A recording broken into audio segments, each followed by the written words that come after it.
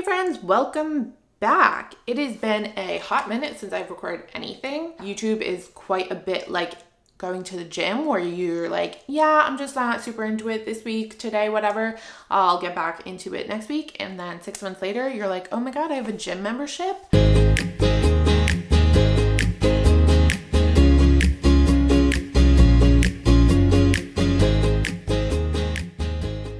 The one good thing that came out of the current state of the world and being in quarantine is that I have plenty of time to film fun stuff. Today I want to talk a little bit about the Peloton bike. I was fortunate enough to get one for Christmas, just like in that awkward commercial. And so it got delivered. It was a couple days before Christmas and I've had it ever since and I love it greatly. I have been using it 5 times a week and that is saying a lot for someone like me who's never been into exercise. I've never been able to stick with anything. So for me to love this bike and use this bike as much as I do, it really says something about it. It's really fun, it's engaging, and it's an amazing workout, don't you worry. I really enjoy it, but as I've kind of learned more about it, as I've used it more, I've discovered quite a few things that surprised me. And based on the title, you might think this is going to be like a very negative video where I just bash Peloton, but it's not, I promise. Some of the things that surprised me were actually really good things that have made me like this bike even more. There are some negatives, as with anything in life, but so today we're just going to go through some of the positive, negative things that I think people should know before they make the investment in this bike. One of the big things I wish I knew before I purchased a Peloton is that there's actually a really supportive, uplifting community that kind of comes along with buying this bike. After I got my Peloton, I had a question about something. I think it was shoes. And so I went on Facebook and I just kind of searched like Peloton groups and I joined Peloton's women group. And I was just shocked at how active and how supportive this community is. I belong to a lot of, different Facebook groups like Dog Watching Society and ones for writers. And I think in all those groups, there's an equal amount of like positivity and negativity.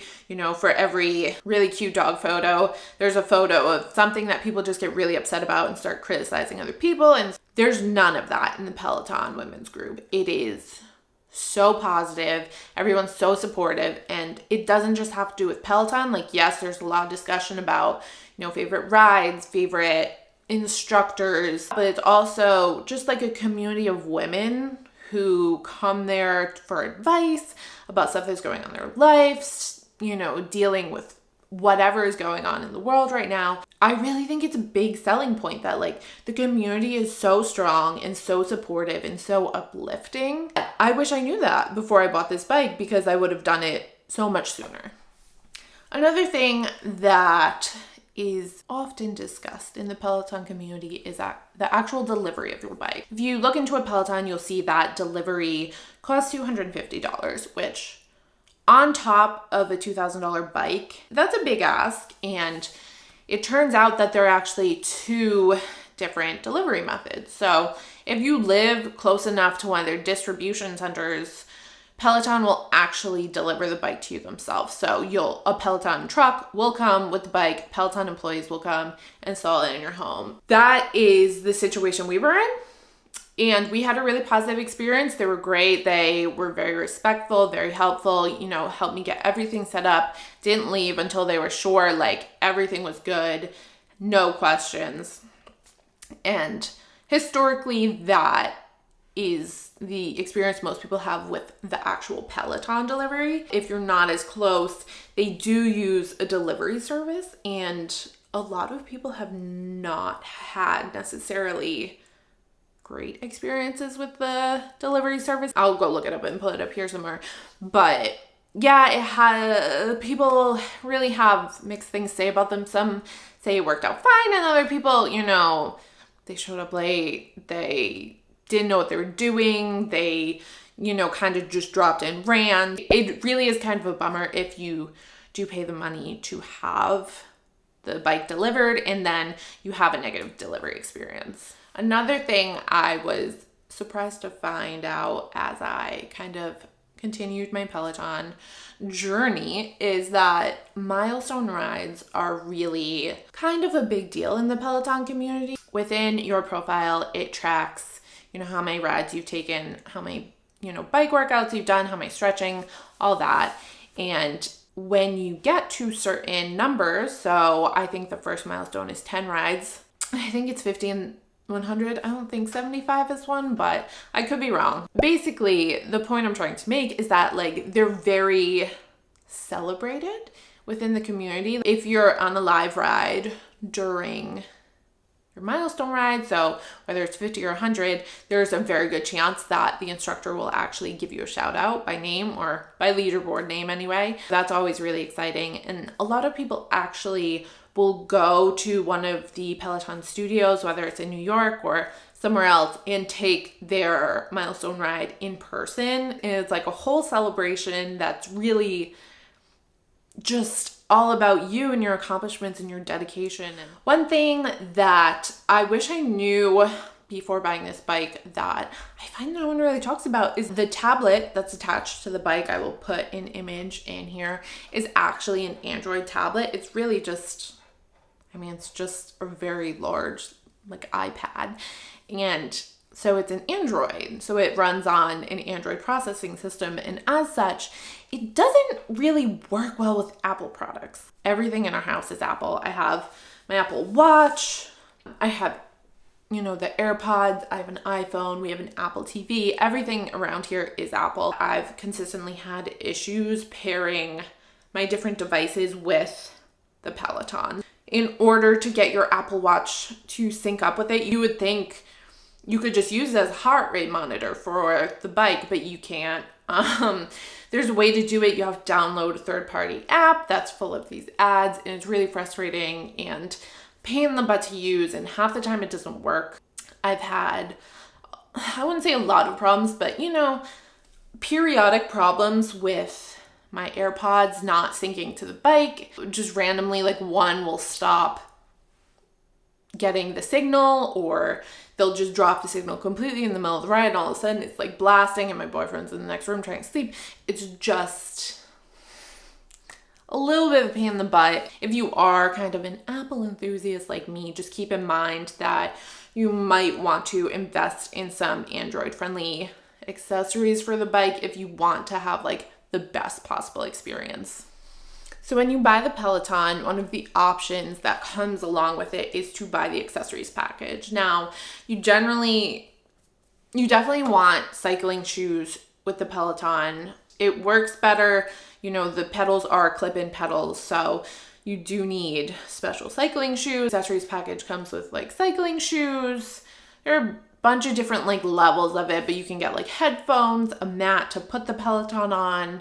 I think one has a heart rate monitor. So there are different options. People pretty much agree that the accessories packages aren't necessarily worth it.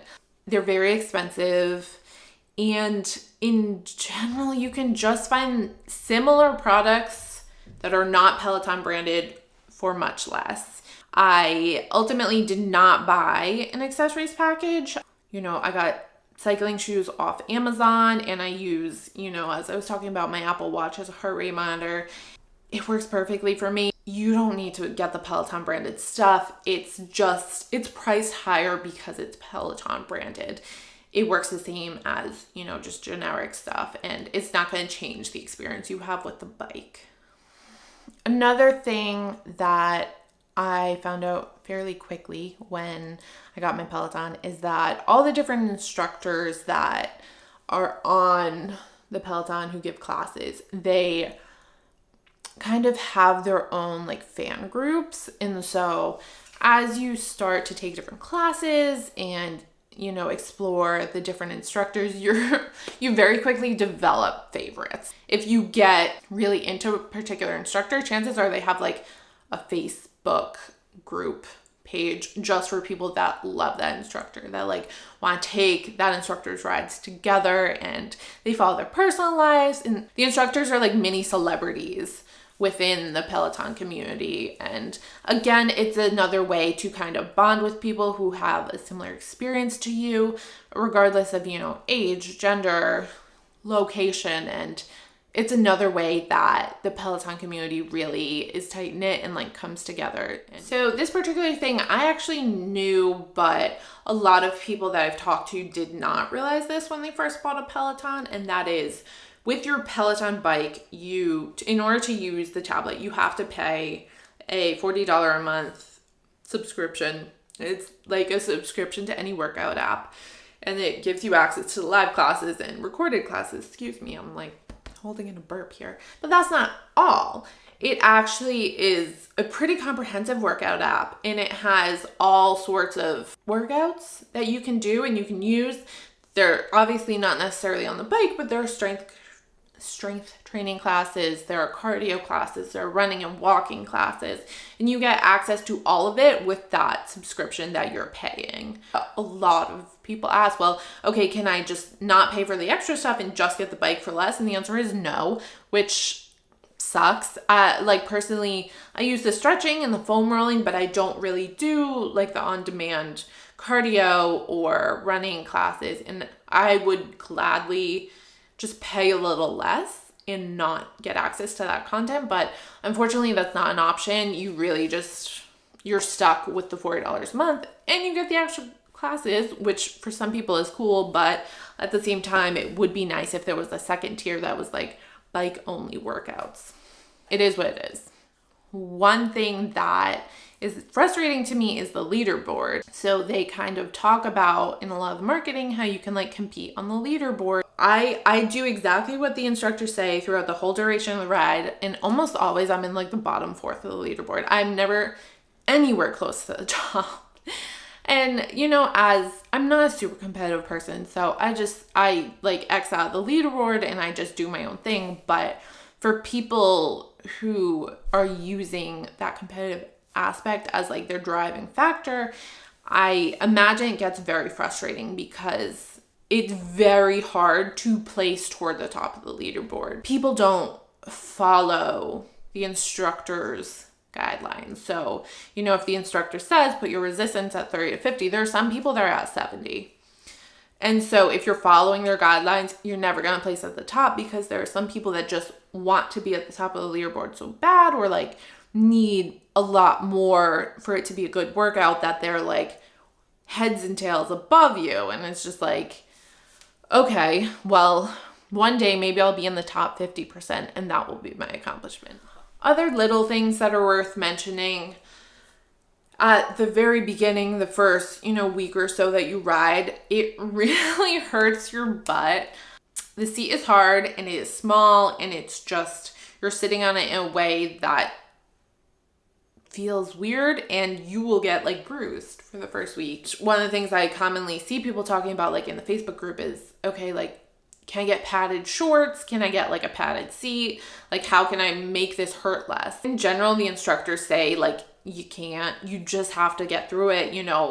Within a couple weeks, your body's going to get used to it and won't hurt anymore. And true to form, I hurt for about 3 days. And then, it didn't bother me anymore. To go out and invest in a new seat, it's not really worth it. Just, stay the course, ride regularly, and it'll stop hurting, I promise. Another kind of little thing that a lot of people talk about is it can be quite hard to clip your spin shoes in and out of the pedals, especially at first when you have, fresh cleats. It's just, they're meant to hold you in there good. And so it's easy enough to clip in because you just use your body weight and step down, but to get out, you kind of have to twist your foot, and it can be really challenging. A lot of people say they end up just leaving their cleats on the pedals because they genuinely can't get them off. It's not just you, I guess, is one good thing, but I would recommend really trying to unclip, use the brake, press down on it, and use, your full body weight to unclip, because the more you unclip, your pedals kind of get broken in a little bit, and it won't be as hard to get them back out afterward. Finally, the last thing I can think of is that, while this bike is very expensive and a very high-end piece of equipment, it's not perfect, unfortunately. I've seen stories about people, their pedals get broken, or the bike comes and it's not calibrated correctly, so it's giving them a lot more resistance than they're asking it for. There have also been issues with the system going offline for a couple hours due to it got overwhelmed. I think it was right after New Year's that happened. It was several hours. The whole system was down and you can't use it at all. Yes, it is a good piece of equipment and mostly reliable, but it's not flawless. It does have some issues. I'm assuming Peloton is working on them just because they seem like a very responsive company, and that's awesome, but don't expect it to be this, godly piece of machinery that's infallible, because at the end of the day, it's like anything else. It really just depends on the bike you get, whether or not it's gonna work properly. Hey guys, so I forgot to film an ending for this video, so instead please enjoy this clip of me hating my life as I take a hill ride with Cody.